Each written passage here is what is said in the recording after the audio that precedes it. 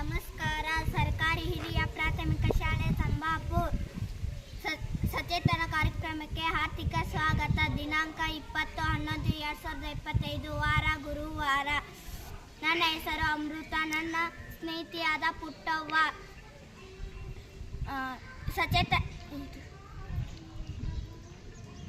ನಾವು 6ನೇ ತರಗತಿ ವಿದ್ಯಾರ್ಥಿನಿಯರು.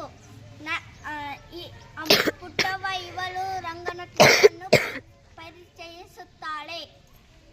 ರಂಗನತಿಟ್ಟು ಪಕ್ಷಿಧಾಮ. ರಂಗನತಿಟ್ಟು ಪಕ್ಷಿಧಾಮವನ್ನು ಕರ್ನಾಟಕದ ಪಕ್ಷಿ ಕಾಶಿ ಎಂದು ಕರೆಯಲಾಗುತ್ತದೆ.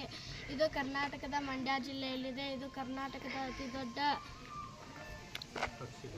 ಪಕ್ಷಿಧಾಮವಾಗಿದೆ.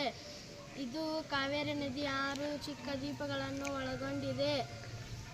ಪಕ್ಷಿ ವಿಜ್ಞಾನಿ ಸಲೀಂ ಅಲಿ ಅವರ ಮನವಿಯ ಮೇರೆಗೆ 1940ರಲ್ಲಿ ಆಗಿನ ಮೈಸೂರು ಒಡೆಯರಾದ ಪರಿಸರ ಸುರಕ್ಷತಾ ವಲಯ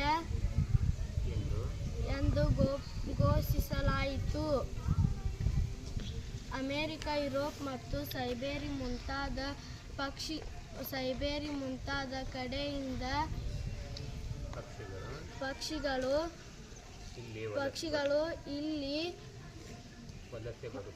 ವಲಸೆ ಬರುತ್ತವೆ. ಧನ್ಯವಾದಗಳು.